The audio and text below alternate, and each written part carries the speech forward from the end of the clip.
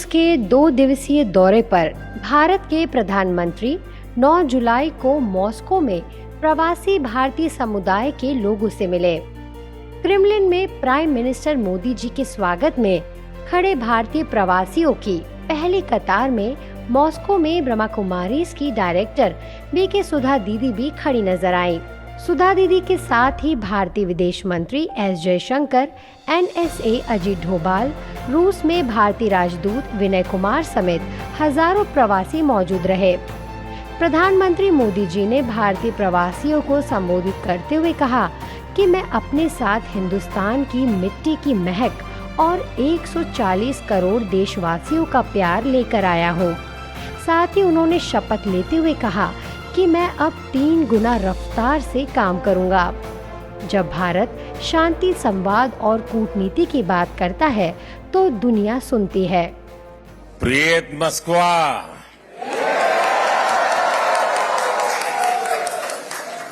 काग देला।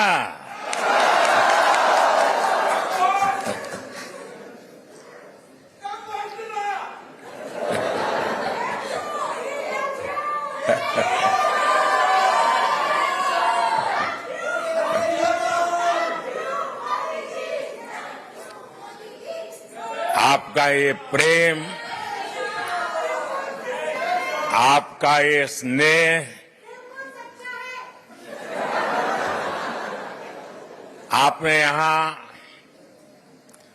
आने के लिए समय निकाला, मैं आपका बहुत बहुत आभारी हूं। मैं अकेला नहीं आया हूं,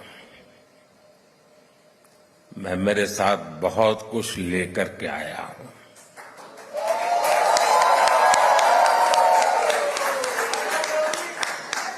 मैं अपने साथ हिंदुस्तान की मिट्टी की महक लेकर के आया हूं। मैं अपने साथ 140 करोड़ देशवासियों का प्यार लेकर के आया हूं।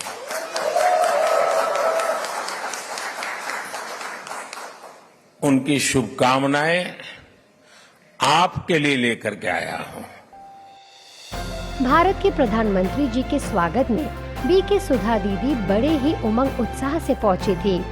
सुधा दीदी की उमंग उत्साह की वजह सिर्फ ये नहीं थी कि वे भारत के प्रधानमंत्री जी के स्वागत में पहुंची, बल्कि वजह यह भी रही कि प्रधानमंत्री जी का ब्रह्मा कुमारी संस्था और संस्था की प्रमुख रही दादियों के साथ एक आत्मिक नाता है।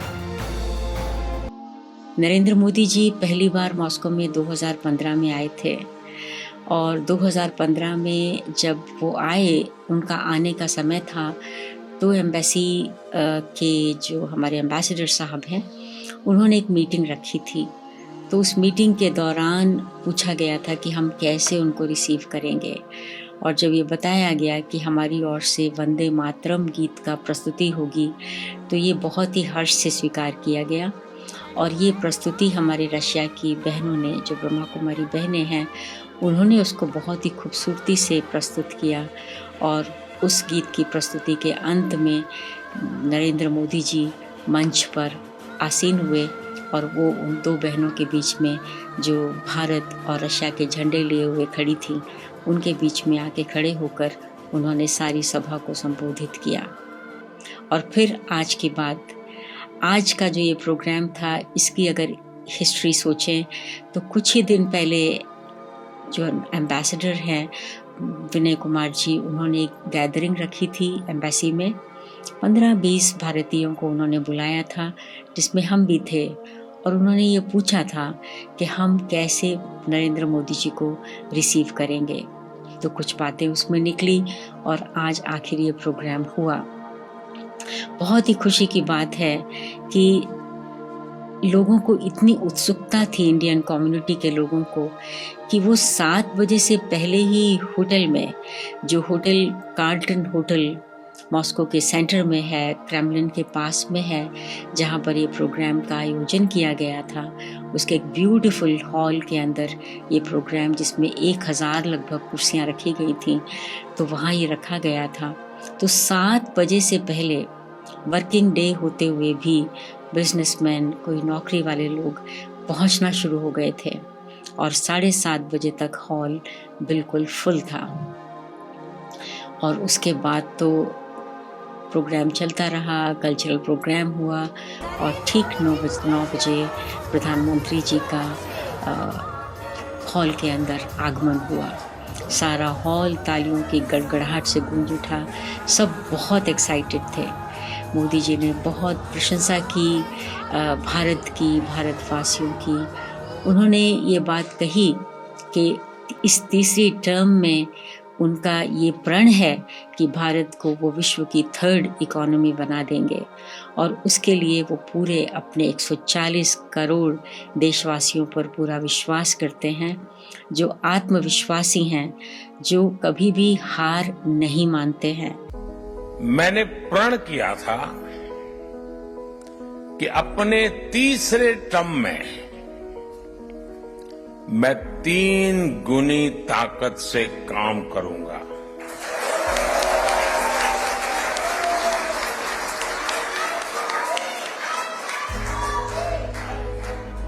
तीन गुनी रफ्तार से काम करूंगा। और ये भी एक संयोग है कि सरकार के कई लक्ष्यों में भी 3 का अंक छाया हुआ है। सरकार का लक्ष्य है तीसरे टर्म में भारत को दुनिया की तीसरी सबसे बड़ी इकोनॉमी बनाना।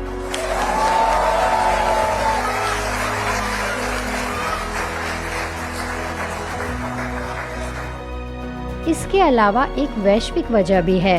नरेंद्र मोदी जी भी भारतीय संस्कृति और योगा का प्रचार प्रसार पूरे विश्व में कर रहे हैं और ब्रह्मा कुमारी संस्था भी 140 देशों में भारतीय संस्कृति, योगा और राजयोग मेडिटेशन का प्रचार प्रसार कर रही है, जिसकी झलक अभी अंतर्राष्ट्रीय योगा दिवस पर देखने को मिली, जब भारतीय दूतावास, ब्रह्मा कुमारीज और कई संस्थाओं ने मिलकर पब्लिक प्रोग्राम का आयोजन किया। इस मौके पर रूस में भारतीय राजदूत विनय कुमार जी ने ब्रह्मा कुमारी संस्था की रूस में की जा रही गतिविधियों का जिक्र करते हुए उनकी प्रशंसा की। I am always grateful for the services that Brahma Kumari as an organization able to provide to everybody, but particularly underprivileged. And no wonder when I came here, among the very first things I did in the embassy was to organize, and Sister Sudha was so kind to organize a course for the all embassy officials in the embassy in Moscow. So I am grateful to her and grateful to all of you for being a partner with us in this celebration of 10th International Day of Yoga. नव नियुक्त भारतीय राजदूत से हाल ही में जब सुधा दीदी की मुलाकात हुई तो उन्होंने वैश्विक स्तर पर और रशिया में ब्रह्मा कुमारीज की गतिविधियों की जानकारी दी, जिस पर विनय कुमार जी ने उन्हें भारतीय दूतावास में प्राचीन राजयोग मेडिटेशन का प्रशिक्षण देने का निमंत्रण दिया। उनके निमंत्रण पर सुधा दीदी ने दूतावास अधिकारियों और उनके परिवार के सदस्यों को 5 दिनों तक राज्यों का प्रशिक्षण दिया। एम्बेसी में 5 दिन के उनके आग्रह पर एम्बेसी के अंदर ही 5 दिन योगा पर मेडिटेशन सेशंस रखे गए थे एम्बेसी स्टाफ के लिए, जिसका भी लाभ एम्बेसी स्टाफ के बहुत से मेंबर्स ने लिया। मॉस्को में ब्रह्मा कुमारीज ने अपनी आध्यात्मिक गतिविधियों को सन 1989 में प्रारंभ किया। बीके सुधा दीदी ने पीस न्यूज से खास बातचीत में बताया कि भारत के बाद भारतीय संस्कृति, योग और आध्यात्म में सबसे ज्यादा रुचि लेने वाला देश रूस है। उन्होंने ये बताया कि भारतीय दूतावास से भी ब्रह्मा कुमारीज के संबंध बहुत मधुर हैं।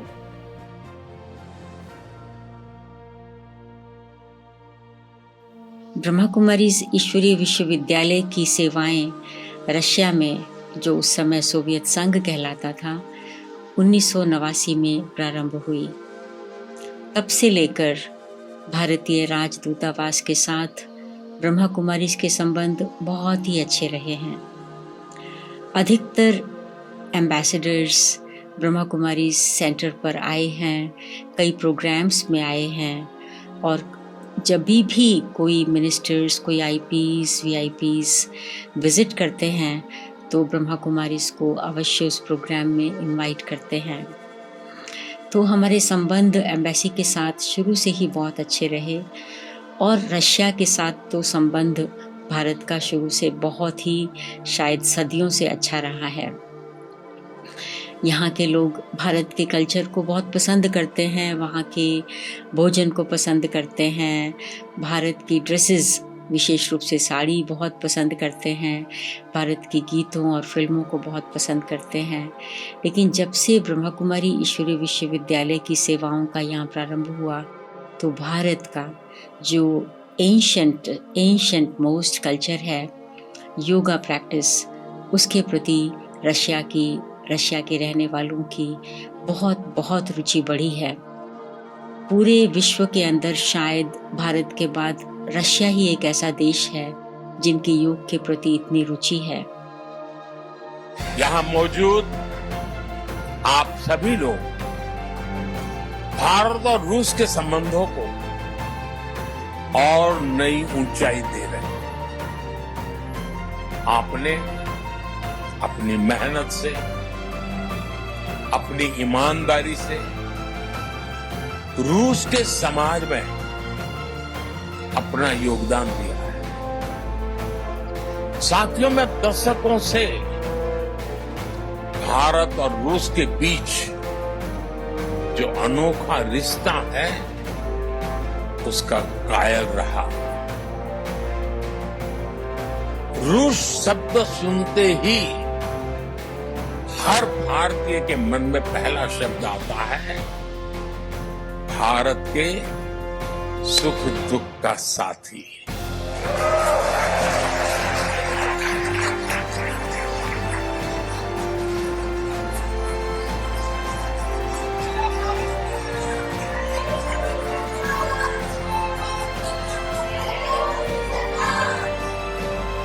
भारत का भरोसेमंद दोस्त हमारे रशियन फ्रेंड्स इसे द्रुजबा कहते हैं, और हम हिंदी में इसे दोस्ती कहते हैं।